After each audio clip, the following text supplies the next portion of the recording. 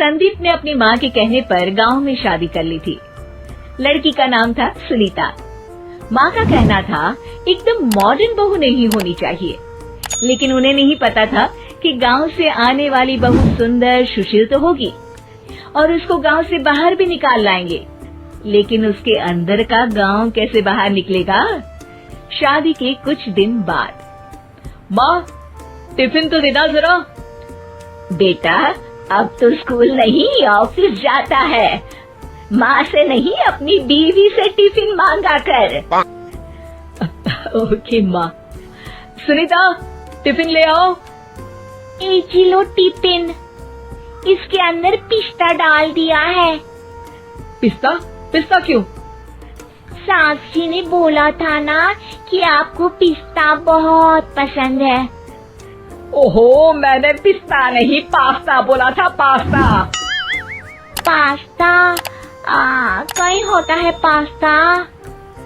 अरे बेटी तू रहने दे, मैं बना दूंगी। अच्छा किया कि पाव भाजी बनाने का नहीं बोला, वरना किसी के पाव बना देती है। सुनीता को बुरा लगता है, लेकिन उसकी नादान हरकतें कम नहीं होती। ऐसे ही एक दिन, अरे तुमने ये क्या लगाया है? अरे आप वो फूस फूस करके लगाते हैं ना, वही। डियो? कहाँ दियो? किसको दियो? अरे वही ना जिससे खुशबू आती है।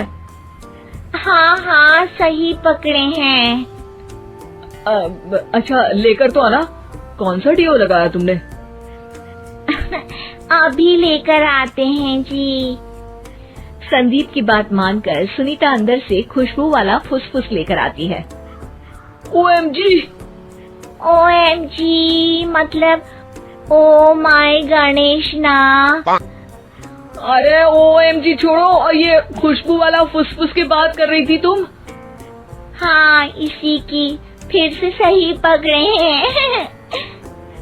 अरे देवी, लेकिन आप सही नहीं पकड़े हैं, ये डियो नहीं है। डियो नहीं है तो क्या लियो है? अरे ये रूम फ्रेशनर है, जिसको कमरे में छिड़कते हैं, खुद पर नहीं। कोई बात नहीं, माँ कहती थी आत्मा किराएदार है, शरीर एक किराए का कर्म। हम शरीर पे ये डाल लिए तो क्या फर्क पड़ जाएगा। अरे बहू, ओ बहू, मेरे लिए फल तो ले आ, फिर मैं बाजार जाऊंगी। सुनीता अपनी सास के लिए फल लेकर आती है। अरे बेटा, पपीता, तरबूज और सेब फल ऐसे कैसे खा लूं? काट कर तो ले आ। माँ जी, मेरे गांव में तो खेत से उठा के सीधा खा लेते हैं। अरे ये तेरा गांव नहीं है ना। अरे संदीप, तू ही कुछ समझा देना इसको बेटा। मैं कैसे समझाऊं माँ, ये तो माइक्रोवेव को भी भट्टी बोलती है। कल मैंने बोला हाय कैसी हो, तो बोलती है किसी को हाय नहीं लगानी चाहिए। अरे सुनीता, तेरा क्या होगा? अभी तो कैसे बताऊं माँ जी, अभी हम कुछ करेंगे फिर पता चलेगा क्या होगा, लड़का या लड़की। हे भगवान, कहाँ से आ गई है? रामपुर से जी, आप ही तो लेकर आए थे मुझे। अरे मुझे माफ कर दो। पहले कोई गलती तो करिए जी, आपकी तो सारी गलती माफ कर देंगे हम। हाँ अरे बहू, मेरी बात सुन। फल यानी कि फ्रूट जब भी लाए ना तो काट कर लाना, ठीक है? जी ठीक है माँ जी, फल यानी फ्रूट यानी काट के लाऊंगी। सुनीता रोज ही कोई ऐसी हरकत कर देती जिसकी वजह से उसे घर में 2 बातें सुननी पड़ती। एक दिन, माँ मेरे बॉस घर पर आने वाले हैं शाम को, उनका बर्थडे है, फैमिली साथ नहीं रहती उनके, तो यही पार्टी कर लेंगे। उनको अच्छा लगा तो शायद मेरा प्रमोशन भी हो जाएगा। मैं ना फ्रूट केक लाकर फ्रिज में रख दूंगी और तेरे साथ आज खाना मैं बनाऊंगी, ताकि जब साहब आए तो खाने में कोई गड़बड़ ना हो। शाम को जब सारी तैयारियां हो जाती है, संदीप के साथ बड़े साहब भी घर आते हैं। आप फ्रूट केक तो ले आना बहू, फिर खाना खाएंगे। अरे इस सब की क्या जरूरत थी, आपने बुलाया वही काफी है। सर, आपका परिवार शहर में नहीं है तो हम ही आपके परिवार जैसे हैं सर। इतने में ही सुनीता फ्रूट केक लेकर आती है और बड़े साहब की टेबल पर रख देती है, और जैसे ही केक के ऊपर का बॉक्स हटाती है, ओह, ये क्या है? केक तो कटा हुआ है, मैं तो ऐसा नहीं लाई थी।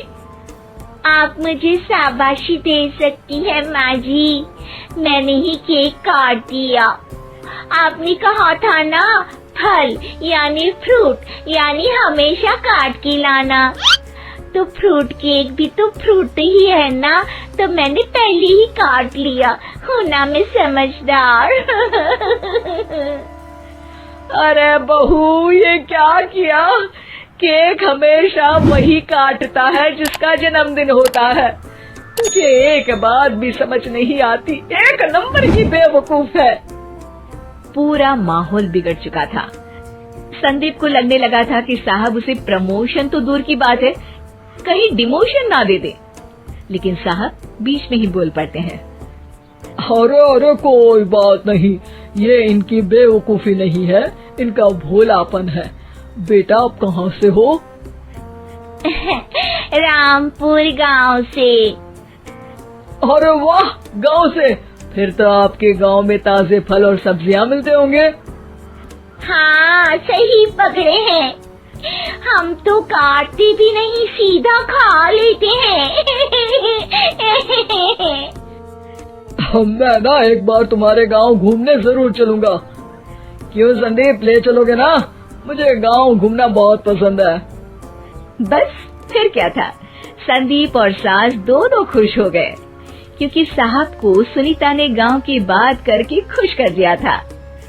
अब संदीप का प्रमोशन पक्का था। शिक्षा, कभी भी किसी भी गलती पर घबराना नहीं चाहिए। हो सकता है कि उस गलती की वजह से आगे बड़ा फायदा हो जाए।